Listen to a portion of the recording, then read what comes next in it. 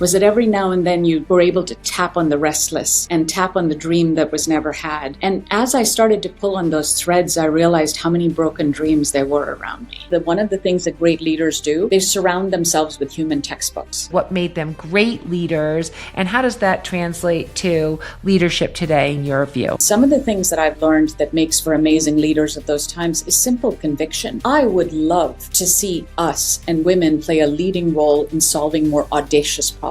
I think one of the mistakes we're making in healthcare is that we're looking so hard at the labor replacement opportunities that we're being incremental and not transformational in what AI could present.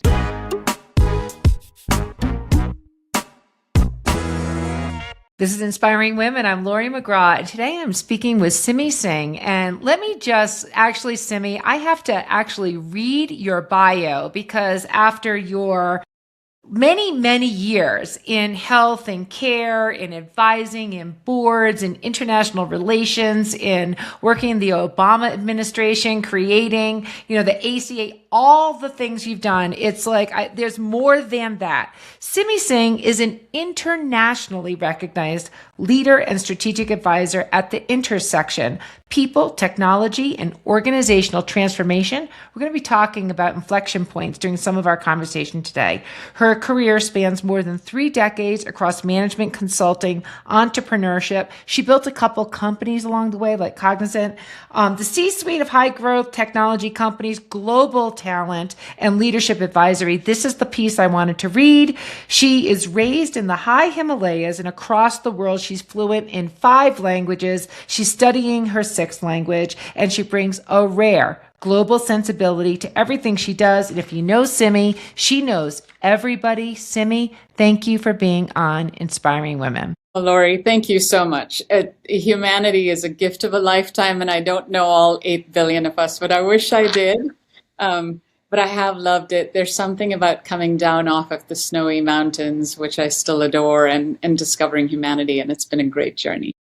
Well, you are, beyond being a world traveler, you are a global learner. You know people, you know business, you know, really difficult situations. You know how to grow things from the very, very beginning and turn them into like multi-gazillion dollar, really important companies in the healthcare space.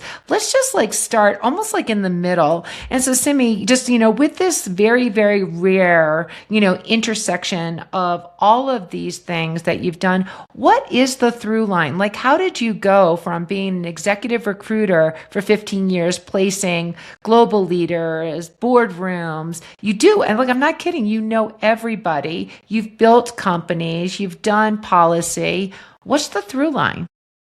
That's such a good question. I think the through line is curiosity, love, a sense of history, and really my childhood. I feel like a lot of people in the world kind of grow up on islands, and some of us are just intellectually homeless and grow up on the bridges between them. And some of it was because my dad was this experimental polymath. He started in the military, he worked overseas. It seemed like every time he took a job, it was something he took something that he was great at and something he didn't understand at all in a completely different geography or country. And then he went to work at it. And so I'd lived in 22 homes in multiple countries before the age of 30. And so I feel like I grew up with my nose pressed up against the window of humanity, kind of wondering, what do they speak? And would they let me in? And I wonder what I can learn from them. My mom was a teacher of history and just this charismatic, interesting extrovert who loved people and loved connecting folks. My grandmother probably only had a 4th grade education, but was one of the smartest people in the entire world. And had she lived in a different generation, would have run so many things. And I feel like the through line for me, therefore, was that I always felt that the magic was in having the soul of a polymath. And you know how people say you become what you admire? And I admired problem solvers. I admired restless souls. I admired people with thousands of questions and no answers sometimes. And I just wanted to be worthy of being in the room because I was so curious. And I felt like if I'm in the room, then they'll let me ask questions. And so I think that in some senses, that is the through line, which is that I've been devoted to being a student of people and of history all my life. And I just kept wanting to learn new things and be with different sets of people and be worthy of being in the room. And that led to what has become just an incredible, incredible stint on Earth to date.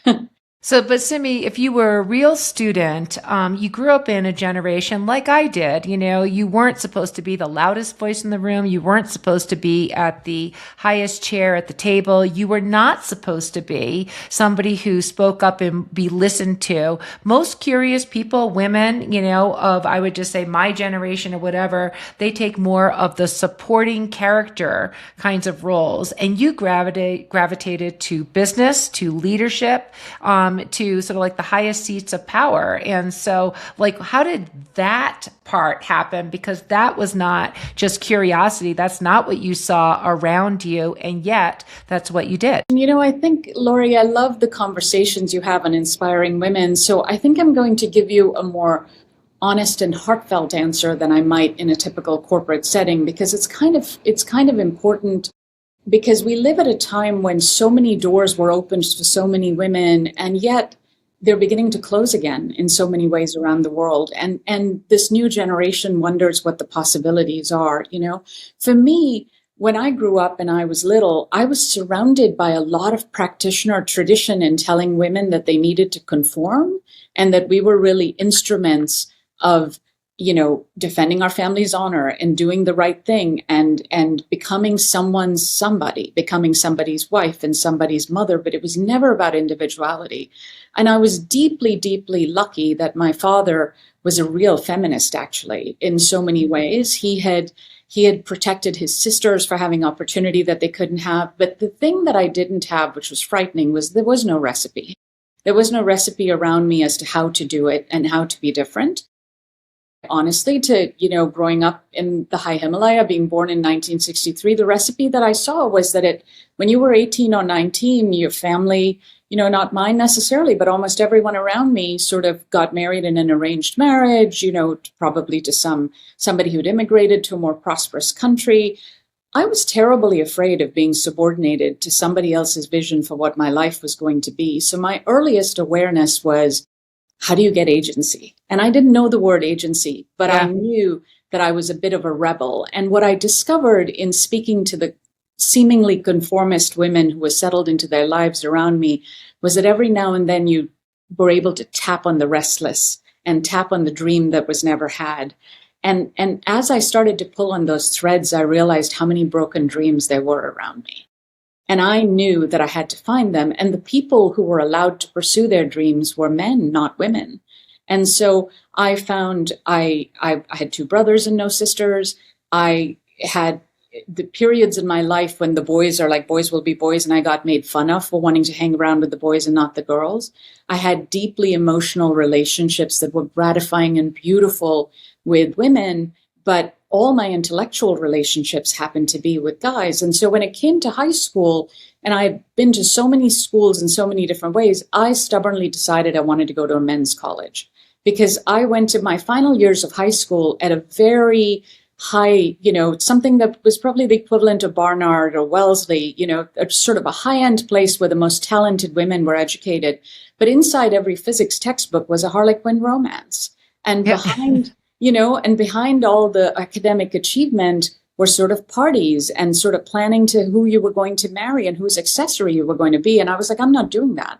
But the men's college in town that was superb didn't have a women's dorm, so I had to go to a local one. It admitted maybe 3 out of 100 people that applied. I helped orchestrate and lobby for the first batch of women that went in, and I was part of 12 women in a college of 3,000 guys.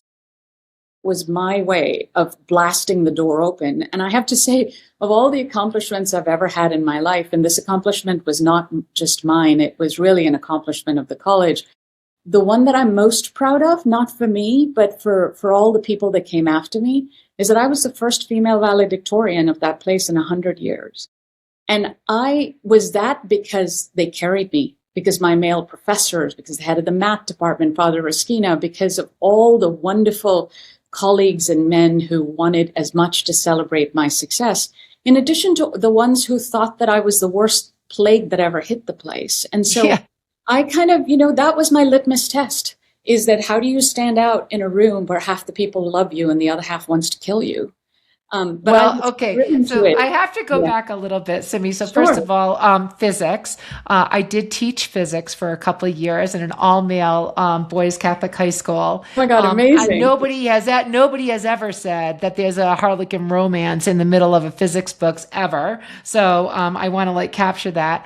But in terms of like that experience, I mean, that is so unusual, and it is not unusual for women to be incredible students, work incredibly hard. How did you quickly then move to a career where it was business and it was more than just being, again, a super hard worker, very, very, I'm confident, good at whatever you touched, but then also moving into the leadership capacity? So Right. clearly you were an organizer. You were there to get things done during your college years, and which is awesome. And it's wonderful that you still remember and wear proudly that honor of valedictorian, as you should. I mean, that's absolutely amazing. Translate that to that big leap to what is now a career that spanned 3 decades. I felt I loved languages. That's where I thought I was going to go. I thought I was going to be a translator for the UN. And a wonderful mentor said to me,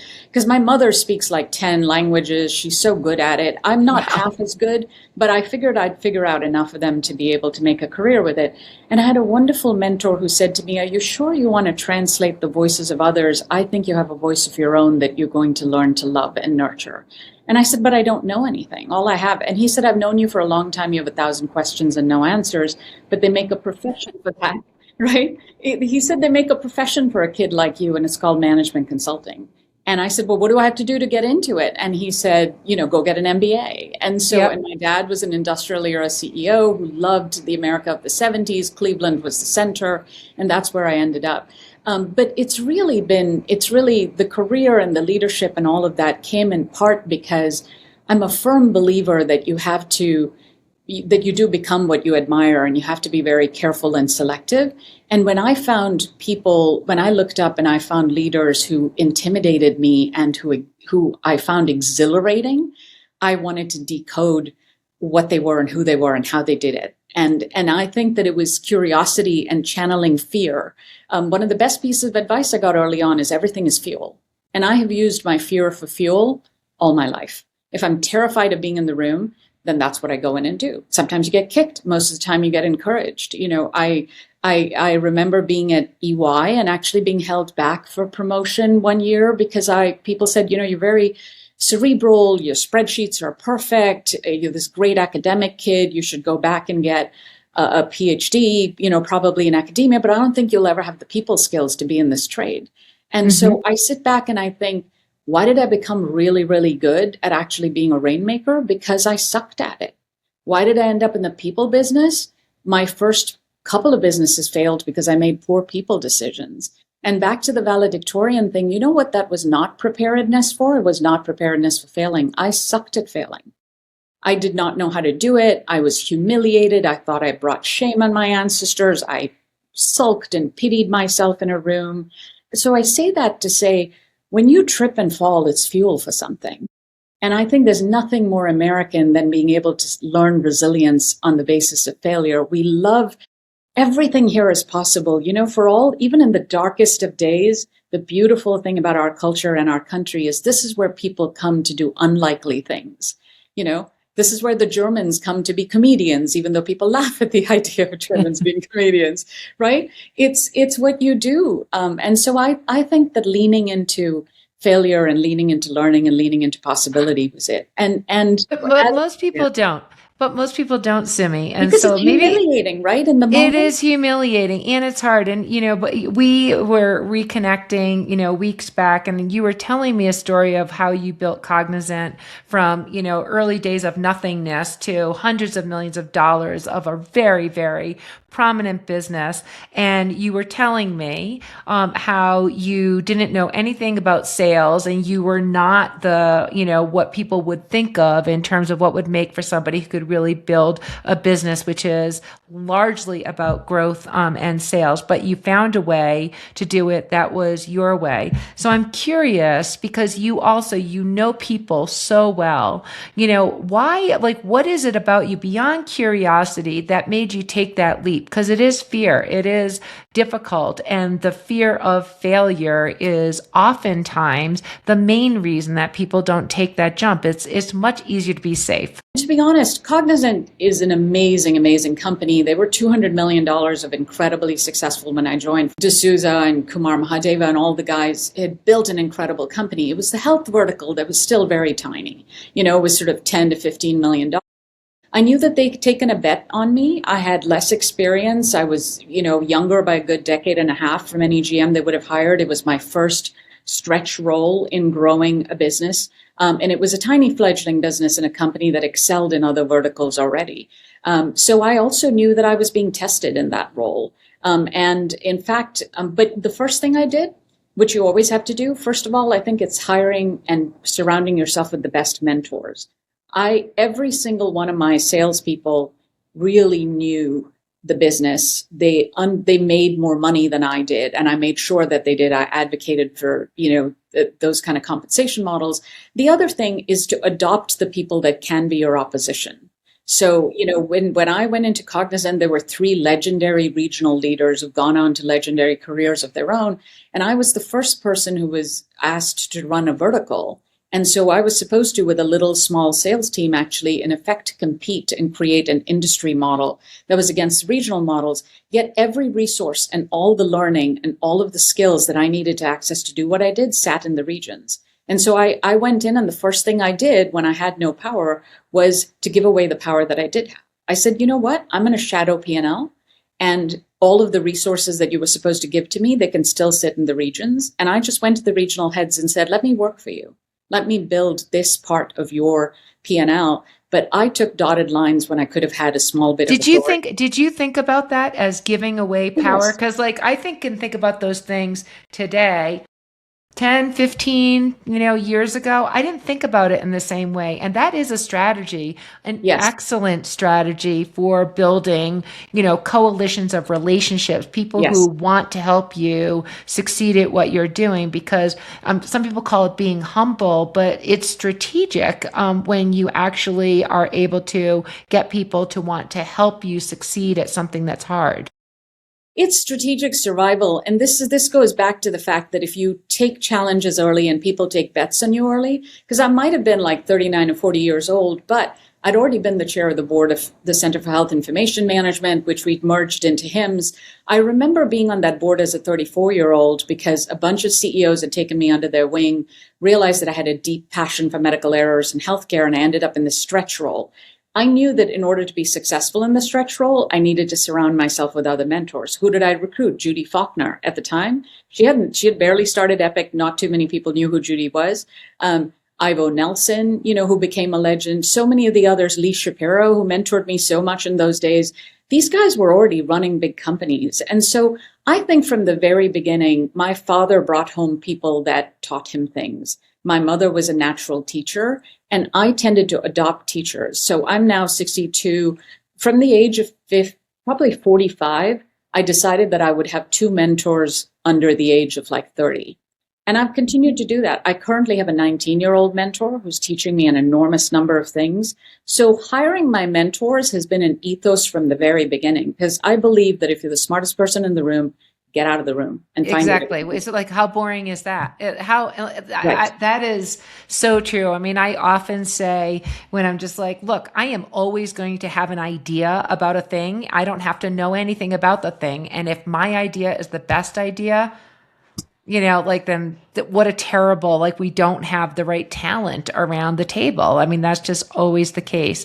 But so much, Simmi, about talent. You did a decade and a half at executive recruiting, placing boards, entire management teams, leading important companies. So in that, work with all of the people, let's move to some of those inflection points. Sure. Because I think that learning from that decade and a half translates to the time that we're currently in, where there is is no such thing as a leader of any position that is not in some sort of inflection point with what they're working on. So maybe the question is sort of like, can you talk about that, what you learned during that time about leaders, what made them great leaders, and how does that translate to leadership today in your view?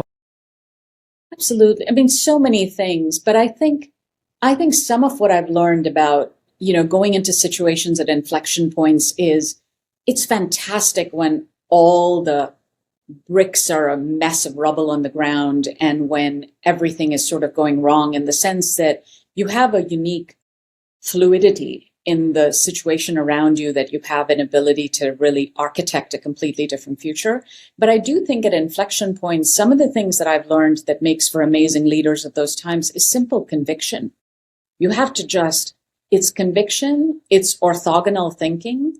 I think almost every single, as you can see, I'm incredibly proud of my discontinuous, disorderly career. And yet I would be a fool to say I knew that when I started out. I didn't. What I did know was I'm in this room and I'm in love with the problems that I'm trying to solve. And there are so many things I don't know.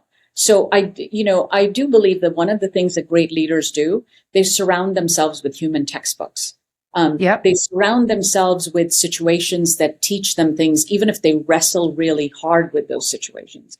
Evan Spiegel was 24, when I first met him, 23, probably, going on 24. And he was a completely orthogonal thinker. I mean, here was somebody who had turned down a multi-billion-dollar acquisition, Exit. Yeah. from Mark Zuckerberg.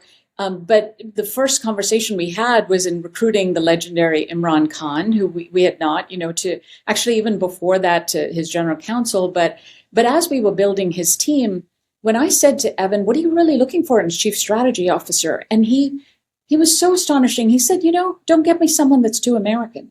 And I said, what do you mean by that? And he said, I'm paraphrasing, but what he said was, he showed me the world, how a lot of the most incredible ideas in what was then called social media were born in Korea.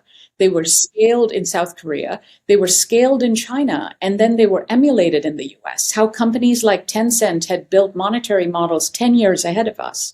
And so that led me to the guy who was taking Alibaba public, who'd done 59 other, IPOs or transactions before then, who was also an edgy, jagged, orthogonal thinker on Wall Street, just like Evan, seen as an upstart. So I think that the thing that I have learned about inflection points is that the people that meet them best are the people who don't get cluttered by the thinking of yesterday, and who have conviction, and who are willing to really bring others along with that conviction. And what you need then is to be an avid student of them. And so for me, I think leaders need to be surrounded by people who don't want to school them, train them, manage them, but who want to earn trust with them and earn increasing influence along the way so that they can make a massive difference. And so let's take some of that, Simmi, and let's move it to where we are today. And you started to talk about how, for women who are in leadership, moving to leadership, the obstacles of the past are many and roads do not need to be rehoed. But yet there's new obstacles that are very much in the way. And I don't know if it's holding back or if people are just being discouraged for pursuing with fervor those leadership positions. So if you can think about that from an inflection point of view, or what you're seeing with women leaders today, where are the opportunities? What do you think that women should be doubling down on? What do you think is happening? Why is it happening? Simmi, how do we solve it? All of those things. Lori, I mean, you have so much to add to this as well. And I think we're all avid students of it again and again. I would say this, which is, I think there's so much, we've been through so many hype cycles in the past, and every one of them has unique and unstoppable momentum of its own. And we're certainly in hype cycle when it comes to AI. I've probably met with 20 plus CEOs who founding AI companies, even in the last year alone. And one of the things that strikes me is the ones who are solving original problems and have spent an enormous amount of time defining the question, versus others who are simply building on momentum and solving something that is addressing what is the most obvious premise to start an AI company, which is to replace humanity. But I think that here's the reality. The reality is that in most established economies, we have a labor shortage crisis in the skilled area more than we have a huge amount of labor. Because the truth of the matter is the skilled labor is really hard. Immigration pipelines, because of protectionist policies, are becoming more complicated. I would love to see us and women play a leading role in solving more audacious problems. AI presents us with capabilities to program, viruses, to do cool things in our bodies, to move pharmaceutical research into completely silicon, to do it in silico versus in vitro. I would love to see us solve more original problems and focus not less, because I recognize that labor, replacing labor is an imperative. But I think one of the mistakes we're making in healthcare is that we're looking so hard at the labor replacement opportunities that we're being incremental and not transformational in what AI could present. And what a way to make, a sow's ear out of a silk purse. I think we should be worthier of thinking of more audacious problems. Those are really amazing words. So, Simmi, can you close us out with your advice to earlier career women leaders who are out there, and perhaps, something that they could do today, this year, that would put them on a trajectory to be absolutely going after those audacious problems? I do think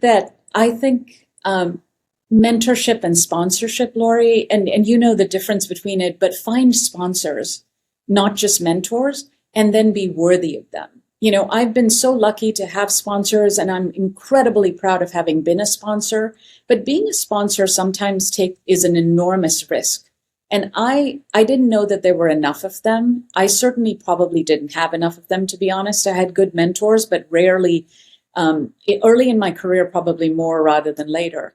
But I've made it a mission to be the person, to be the change that you can be in the world. And I'm not afraid to sponsor people, but I look for mentees who do the work.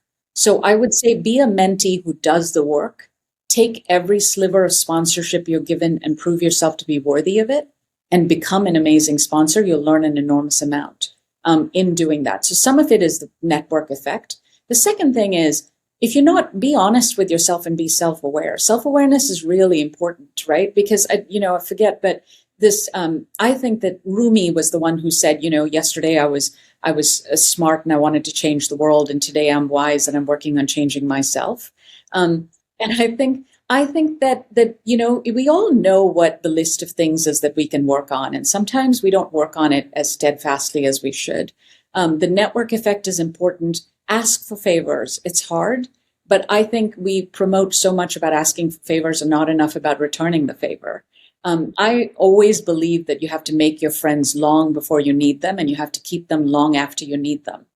And so one of the things of building resilient networks is feed the network all the time, not for individual tactical return, but just feed it and feed it and feed it. One of the reasons you don't need it, when you don't need it, and it is so rewarding. There's so much that comes with it. Exactly. I mean, I have probably spent 10 to 15 hours a week, even in the 70, 80 hour weeks that I've often worked and always worked, I've spent 10 to 15 hours a week doing things that have nothing to do with my short-term return, sometimes as much as half the week. And it pays back in all kinds of ways. People teach you things, people love you, they pour oxygen into you. And so I think sometimes we can be so focused on tunnel vision of what to do, we don't focus on the long haul. But if you are for young women, I would say just pour your goodness into the world and you'll be stunned how it comes back at you, and learn like crazy. And if you think that something is hot, go pursue it, figure it out, get degrees, learn at night, take classes, work your butt end off, and you'll find mentorship in unlikely places. That is a long and very, very robust list, Simmi. This has been such an excellent Inspiring Women conversation. I've been speaking with Simmi Singh, and Simmi, thank you so much. Thank you, Lori. So honored to be with you.